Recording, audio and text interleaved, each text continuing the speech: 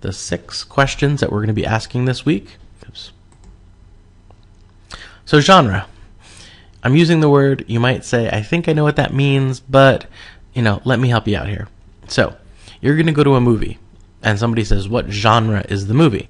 If you went to a movie theater and saw this picture hanging up, what type of genre would you think?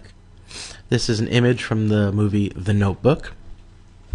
I had never seen this movie, and when I started teaching at Copper Mountain College, categorically, every single class I taught, when I asked students what their favorite movie was, 2 to 3 female students would say that their favorite movie was The Notebook.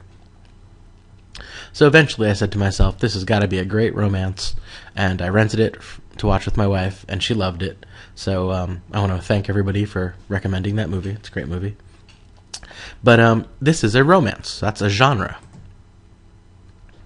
These 3 guys are Larry, Moe, and Curly. They are the Three Stooges.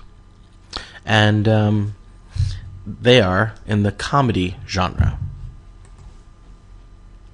This man, for some silly reason, is jumping from a sports car onto an 18-wheeler. And this would be an action movie. The genre would be action. This is the man from Texas Chainsaw Massacre. His name is Leatherface. He's got a chainsaw, and he's got this freaky-looking guy standing in front of him. These are genres. So, the reason why I want to teach you about sociological perspectives is because sociological perspectives argue that there is an essence of society or an essence of human nature. And so do genres. Comedy says that there is an essence or a goal, that comedy has a goal, it's to make us laugh. Action movies, they have an essence or a goal that they're trying to create. Same thing with horror, same thing with romance. At the same time, if you are a comedy writer, you know about that essence, but you know the techniques, the concepts, the symbols, the sounds, the images, the situations, the techniques of comedy. You know about slapstick comedy and situational comedy and character-driven comedy. You understand all of the facets and intricacies of comedy. You know how to achieve your goal. Same thing with action films. If you are a master of action films and you're writing action films and you're a director of action films, you know about the techniques of action films. I could give you any scenario and you could turn it into an action film. Same thing with horror, same thing with romance. When you master these things, you know how to think inside those boxes. You know sort of how to push the boundaries of romance, but stay within the pure genre of romance. That is genre. Sociological perspectives are similar to genre. Well, we all have to acknowledge that reality is complex. I might be, very silly one moment and then angry the next, and, very playful 2 hours later and sleepy later. Reality is complex. We have a myriad of emotions. There's many situations that we can be in. There's just so much going on in our reality. Well, sociological perspectives and genres are trying to amplify reality through simplification. Think about comedy for a moment. Somebody will go create a comedy movie with, Ben Stiller or whoever, whatever comedy actor you like, Jim Carrey, and they're going to make us laugh for an hour and a half. Now, some people could say they're eliminating detail. They're eliminating the parts of reality that are dramatic or the parts of reality that are sad. But that's not the way we look at it. Genre is amplifying reality in order so that we can get a deeper and more profound understanding of that aspect of reality.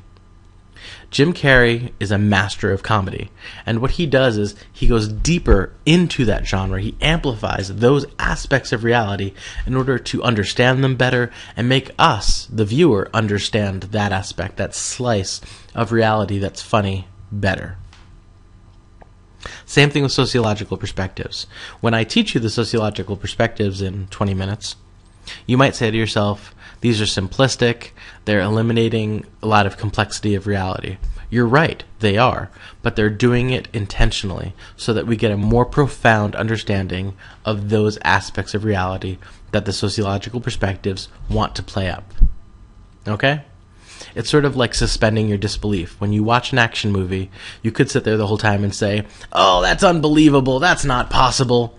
Or you could say, "I'm going to suspend my disbelief and go deeper into this aspect of reality where a man can jump from one building to another building and cars can drive 80 miles per hour and, there won't be a dent on the car, or they can flip a car 5 million times and no one's dead."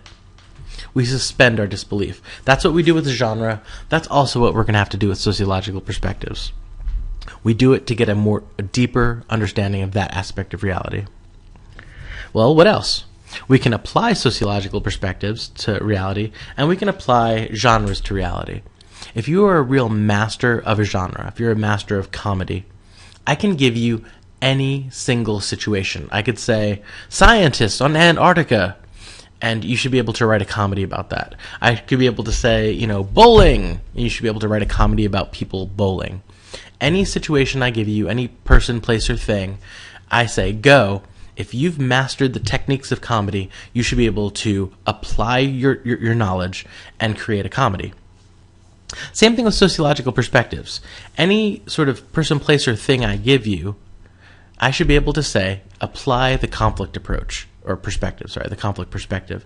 And you should be able to think with that perspective because you're taking Sociology 1, and one of the things you have to do in Sociology 1 is be able to apply the perspective to anything.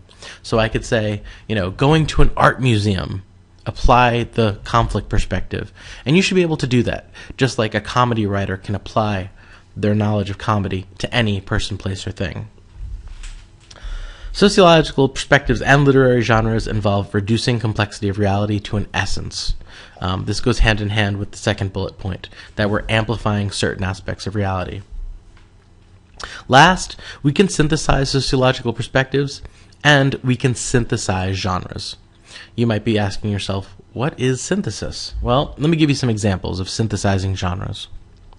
The first one is this movie called 27 Dresses. I haven't seen it yet, but I wanted to choose a more modern romantic comedy. I was going to go for Sleepless in Seattle or Harry Met Sally, which are two movies, I guess, that are more from my generation. But apparently this 27 Dresses movie is a romantic comedy that's more recent. Here's another movie. It's called Zombieland. This one synthesizes...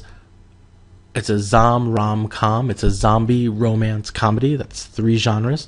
I want to go back to 27 Dresses.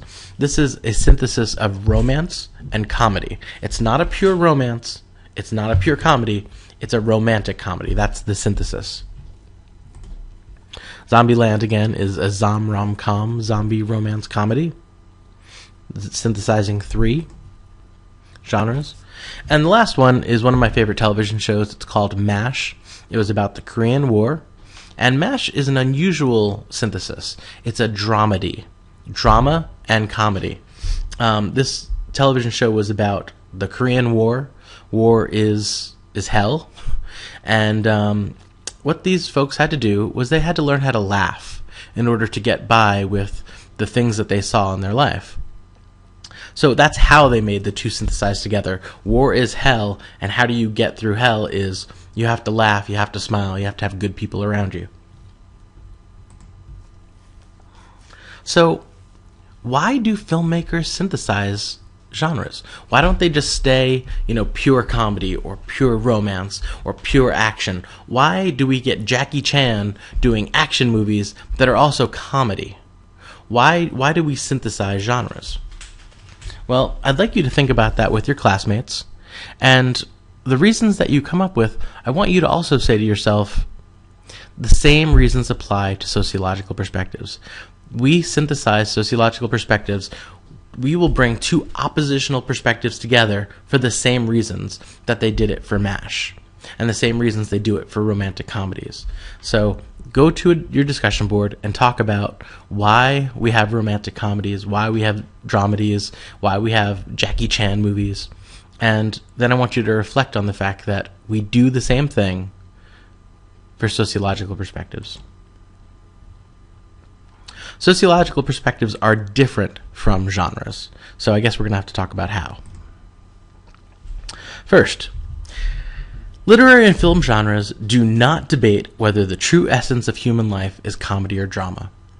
If I am a comedy writer, I don't go over to the drama people and say, you've got reality all wrong, I'm right, life is funny, you're wrong, life isn't sad.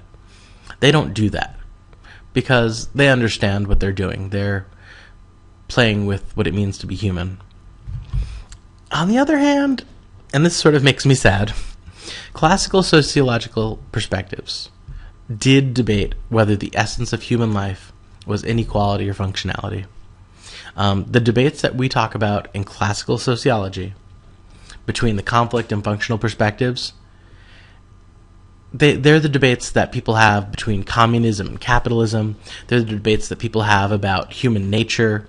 So these are real debates that people get angry about. Wars start about these ideas. Different political parties form around these different ideas, and political assassinations happen. So in a sense, this idea of genre and perspective, they're similar up to a point. Up to the point where social science and politics and economics, when they start dealing with these issues that the sociological perspectives deal with, people get angry. And if you're trying to create a government or trying to create an economy, and these are the contrasting ideas, people do get hurt, people do get angry. So it isn't the simplistic thing where, there's comedy and drama. No, these are pretty serious, and, wars were fought over these ideas.